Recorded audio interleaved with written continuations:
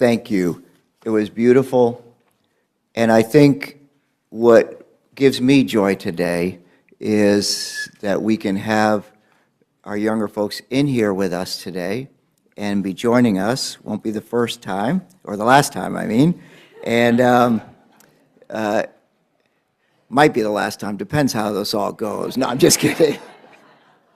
But, you know, it's an interesting thing. I know Brianna's Derling's going to come up with Bridgette and do our reading and meditation, but the words that they do and the values that they're giving, again, you probably would not find this in any other home, church home, on a Sunday morning, because they're really valuing all walks of spiritual journey.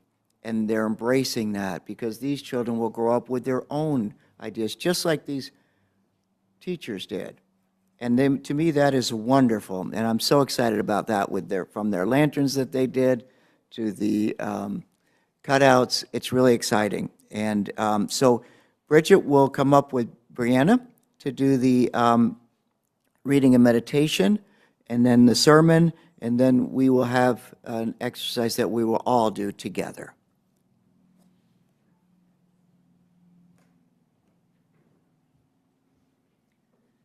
Good morning, everybody. This morning I'm going to be reading a poem that was picked out by Bridgette. I think it's a really lovely poem for today's service.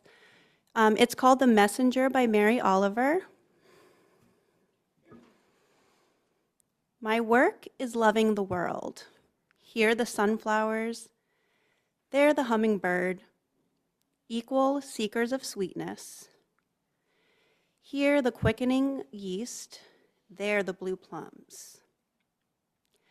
Here the clam deep in the speckled sand.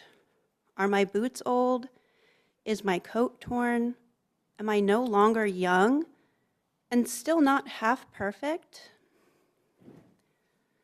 Let me keep my mind on what matters, which is my work, which is mostly standing still and listening to be astonished. The Phoebe, the delphinium, the sheep in the pasture, and the pasture, which is mostly rejoicing since all ingredients are here, which is gratitude to be given. A mind and a heart and these body clothes, and a mouth which to give shouts of joy to the moth and the wren, to the sleepy dug-up clam, telling them all over and over how it is that we live forever. Thank you.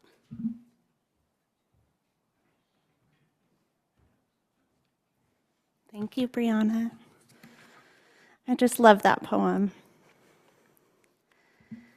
I love how it puts you right in the pasture.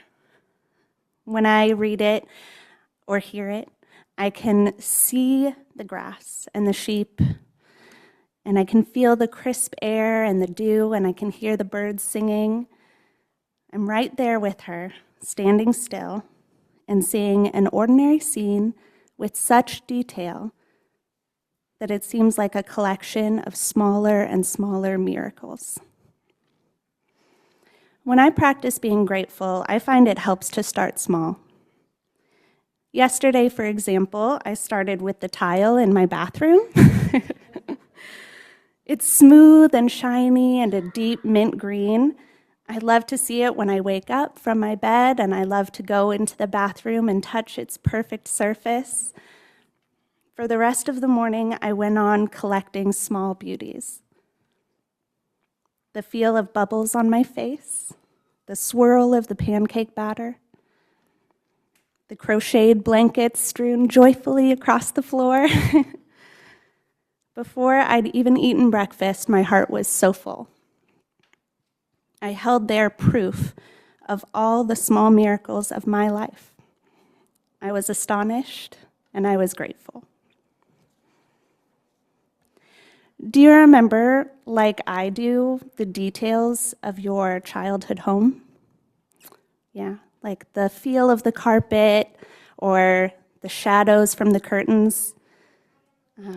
I think it must be that as children, Seeing everything with new eyes, we pay attention deeply to these ordinary things. We are in touch with the magnitude of the mundane.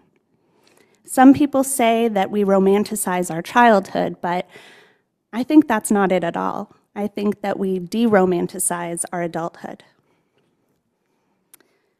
It does feel to me like sometime in adolescence, we start to feel a pull that gets stronger and stronger until suddenly it snaps and flings us into the race of humanity. We start feverishly chasing security and achievement, and we come to feel that it's all so very important, but we lose touch with the magnitude of the mundane. What's the point of being here on this unimaginably beautiful planet in an unimaginably beautiful universe if we never stop to pay attention to the small miracles of our lives? I've heard that paying attention is the purest form of love, and that feels true to me. By paying attention, we are loving the world. And by paying attention, we become grateful for our chance to live in the world and our chance to share the experience of living with each other. We share this particular time and place on earth with each other. How amazing is that? It makes me think again of childhood and how automatic it was to become friends with the other kids on our street. We didn't stop to assess their age or their personality or abilities or their toys. It was just, we're here together now, so let's play. Today we have that same chance to share some life with the people around us. A chance to give what we have and feel useful, to accept what we need and feel cared for, to give our attention and our love and to feel it returned to us. Today, let's share our wonder at all the miracles that brought us together. Today, let us be grateful.